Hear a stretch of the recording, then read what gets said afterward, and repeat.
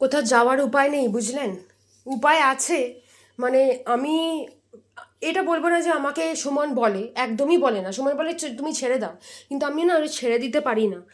যেটা যার জন্য এই কথা বলছি, এই যে কোথাও গেলে সব কিছু পরিষ্কার করে গুছিয়ে রেখে যাওয়া, এটা জানি না, কেউ হয়তো বলবে এটা বাতিক, বাট এই কাল একদিনের জন্য মার বাড়িতে যাব, দুটো ঘর গুছিয়ে, হ্যাঁ, যা বাসন ছিল সব মেজে ধুয়ে সেগুলোকে মুছে টুছে তুললাম, তারপরে নিজে স্নান করলাম। ব্রেকফাস্টে আজকে ছিল রুটি আর ঘুগনি, কালকে রাতে না ভুল করে আমি খাবার করিয়ে রেখে ফেলেছিলাম, তো সেইটা সুমনকেও টিফিন দিয়েছি, আমিও নিয়েছি, আমিও খেয়েছি।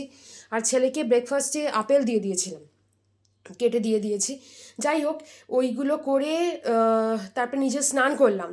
তারপরে জামা কাপড় ধোয়া হয়েছিল কালকে, সেগুলো তো মেলিনি, সেগুলো মেললাম, শুকনো জামা কাপড়গুলো তুলে তুলে রাখলাম। মানে কি বলবো, গ্রসারি যেগুলো এসেছিলো সেগুলো স্প্রে করে তোলা হয়নি, সেগুলো করলাম।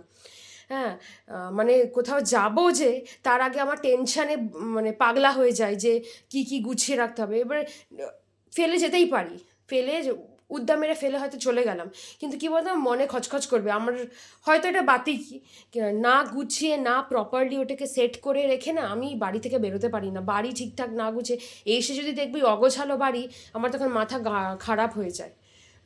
জানি না কে আমার মতন বা আমার সাথে সায় দেবেন, বাট আমি তো এইরকমই।